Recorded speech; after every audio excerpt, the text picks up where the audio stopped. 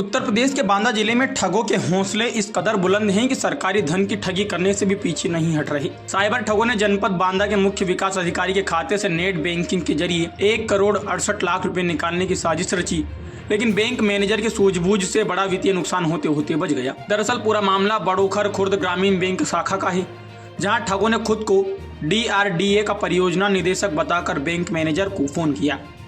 इसी दौरान एक दूसरा व्यक्ति बैंक शाखा पहुंचा और विभागीय कर्मचारी बनकर फर्जी दस्तावेज जमा किए।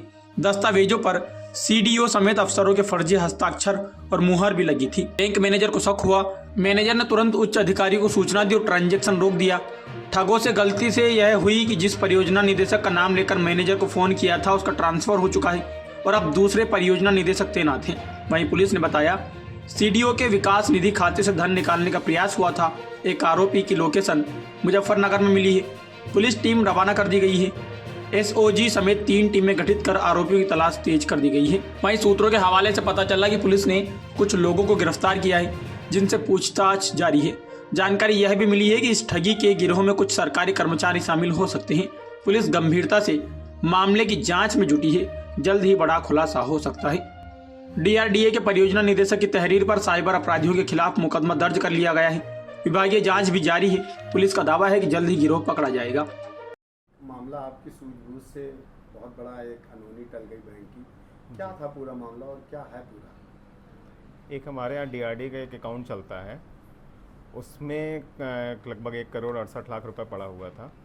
उसमें एक बंदा आते हैं, संजय कुमार नाम के व्यक्ति आते हैं शाखा में और कहते हैं कि उस खाते को एक्टिव करना है और जो DRDA के हेड हैं उनके लेटर लाते हैं। एक CDO सर के भी साइन के साथ एक लेटर होता है। कहते हैं इस खाते को एक्टिव करना है, इसमें मोबाइल बैंकिंग और नेट बैंकिंग देनी है। तो पहले तो हम लोगों को डाउट नहीं हुआ। KYC उनका नॉर्मली KYC मंगाया गया। उन्होंने जब नेट बैंकिंग मांगी तो किसी भी गवर्नमेंट अकाउंट में नेट बैंकिंग ऐसे ही नहीं दी जा सकती। उसके लिए जब थोड़ा सा जांच पड़ताल की गई तो पता ये चला कि उसमें जो CDO सर के साइन बने हैं वो भी फर्जी हैं और जिसमें जो DRDA के हेड हैं उनका भी जो नाम लिखा हुआ है वो उनका 1 साल पहले ट्रांसफ़र हो चुका है। तब ये डाउट हुआ, तब जांच पड़ताल की गई तो पता चला कि पूरा फर्जी है और 3-4 बार आए हैं वो व्यक्ति संजय कुमार नाम के।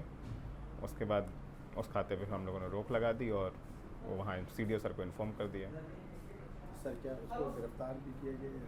अभी सर ये जानकारी हमें तो नहीं है। पुलिस को इन्फॉर्मेशन क्या? वहाँ से भी कोई हमें तो इन्फॉर्मेशन नहीं दी गई है। आज ही वहाँ से हमें एक CCTV रिकॉर्डिंग और से बच के निकल गया वो अचानक, मतलब वो नॉर्मली तो कॉल पे ही किसी से बात कराते थे। कहते कि DRDA के हेड हैं वही बात कर रहे हैं, उनसे वो बात कराते थे कि इसमें ये काम करना है, इसमें काफ़ी फ़ंड आना है आपके खाते में, इसलिए इस खाते को एक्टिव करना है और इससे कई लाभार्थियों को पैसा दिया जाता है बल्क में, इसलिए उसमें नेट बैंकिंग देनी है जिससे हम बल्क में एक साथ ट्रांसफ़र कर सकें पैसा। जबकि किसी सरकारी खाते में नेट बैंकिंग ऐसे नहीं दी जाती, सिर्फ देखने के लिए दी जा सकती है। सर पहले वो फ़ोन करते थे अधिकारी बन के, हाँ, विकास भवन के, फिर उसके बाद वो खुद आए? हाँ, मतलब उनका कोई कर्मचारी आया संजय कुमार नाम से। अच्छा, बन के? हाँ। फिर क्या हुआ? वो नकली था? हाँ, वो बाद में पता चला कि वो है नहीं कोई वहाँ पे, इस नाम पे कोई कर्मचारी ही नहीं है। जो DRDA के अध्यक्ष जिनका नाम लिखा हुआ है उनका भी पता चला तो वो भी 1 साल पहले उनका भी ट्रांसफ़र हो चुका है। कितना पैसा निकालने के फिर आप मुझे कुछ पता है? खाते में लगभग 1,68,00,000 रुपये थे। जनपद बांदा PDDRDA से प्राप्त तहरीर के आधार पर साइबर क्राइम थाना बांदा में एक अभियोग पंजीकृत किया गया है। इसमें साइबर अपराधियों के द्वारा PDDRDA के द्वारा एक संचालित खाते को इंटरनेट बैंकिंग लेकर के उसे खाते में पैसा निकालने का दुष्प्रयास किया गया है। ग्राम विकास विभाग के अधिकारियों की जागरूकता और बैंक के अधिकारियों की सतर्कता तथा साइबर पुलिस के सहयोग से जो खाते में लगभग 1,68,00,000 रुपए था उसको बचाया गया है। इस अपराध में शामिल जो साइबर फ्रॉडस्टर्स हैं उनका पता लगाया गया है।